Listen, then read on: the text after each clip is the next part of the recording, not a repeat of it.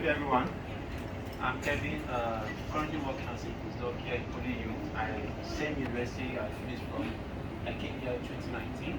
So I was lucky to work with a renowned prof in the other field of operations research. So Professor Chan, currently working now in the Bankan University of Science and Technology. So to share from my own personal experience how you can achieve some form of work-life balance, just like she mentioned, it's quite difficult, but I think to some extent there are some tips which my professor shared with me back in 2019. So because of time, I only share just 5 tips. There are quite many. So, and I'm talking from my research experience here in ODU. So, point number 1, according to Professor Chan back in the first semester, it's all about knowing what works best for you. So in other words, do not try to imitate or copy others. Don't say because maybe your friend has published 10 papers, you also want to publish 10 papers within a single semester. That's madness. Then you also need to know your limits. Yeah, please. It's very important to know your limits. As far as research is concerned, all fingers are not equal, right? So know your limits, and if you must cross your limits, then take note of the time you have. PhD here in Hong Kong is just 3 years, maximum 4 years.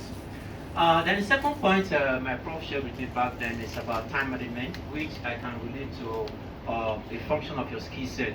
So he said one thing, he said, I remember then he said, Kevin, please, I'll need to assess your mathematical background. I said, why, prof? He said, because I don't want you to waste your time acquiring skills you do not need for your research problem. He says, so point number 2, always spend time acquiring the skill set you need for your research. This will relieve you of some pressure. Because in the field of in my profession, industrial engineering, it's all about solving real world problems in the industry. So you really need to be specific. You need to know what you want and how you can get from A to D. Then the third point he shared with me, which is, according to him, said is quite common in Hong Kong here, not just only you find a lot of PhD students trying as much as they can to impress their supervisor. When you do that, you end up being a slave because it's like you're trying to, I don't know, call it being loyal or maybe you're trying to worship them. No. He said, please do not impress me, work for your own good, work to build a career for yourself. And then the fourth point, which I agree with him, still stuck with me from 2019 to this very moment, is to relieve some pressure, research pressure, to cope with research pressure. He said, know the difference between a relevant and irrelevant research gap. Now, you find a lot of students trying as much as they can to fill all kinds of research gaps in their field.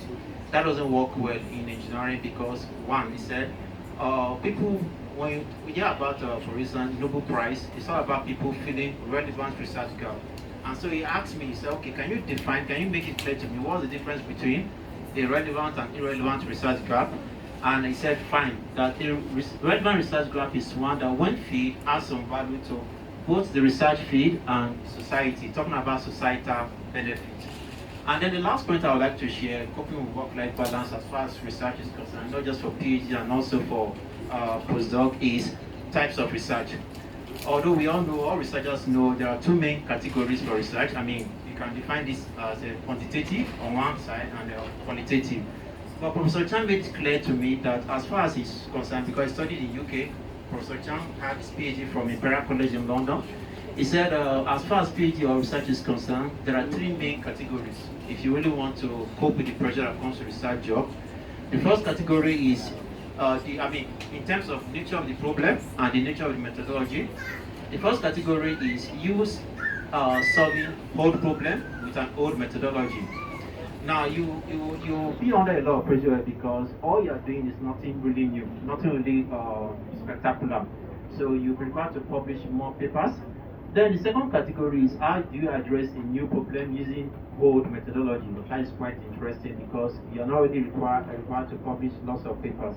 And then 2 other categories refer to new problem, new methodology, or maybe to some extent old problem and new methodology.